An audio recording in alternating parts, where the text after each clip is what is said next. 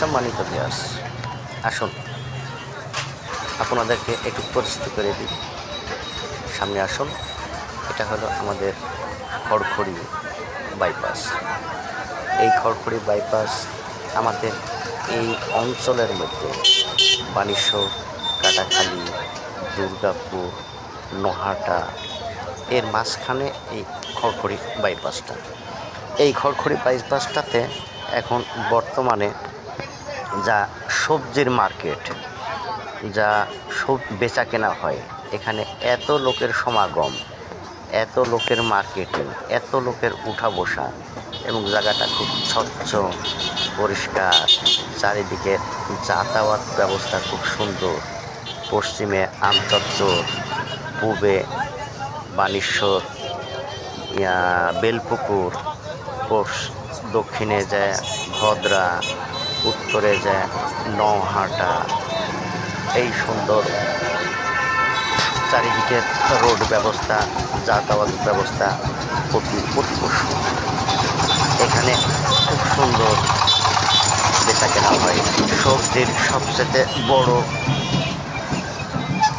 এখানে প্রতিদিন truck truck কাঁচামাল অর্থাৎ সবজি বেচা কেনা হয়।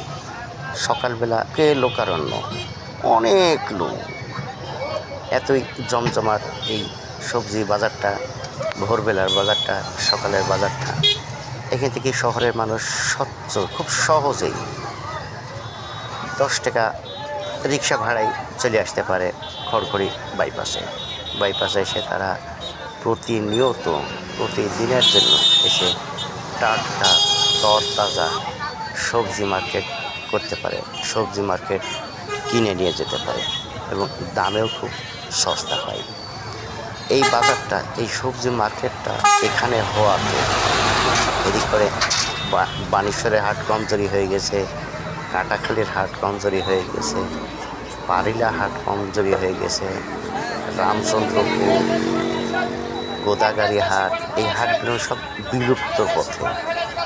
আমার পারিলা হাট, রামচন্দ্রপুরের হাট, গোদাগাড়ির হাট, এই হাটগুলো সবজি যে কাঁচা মালগুলো আসতো, এই মালগুলো সব নাই হয়ে গেছে। সব কিছু এখন বাইপাসে বেচা কিনা।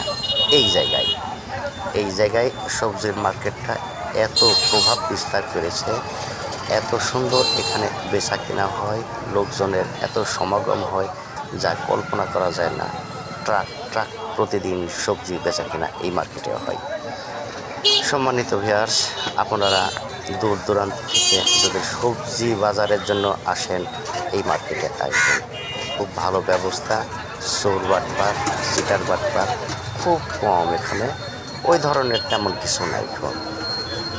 তবে এই আর কি, এই বাজারটা এদিক করে পূবে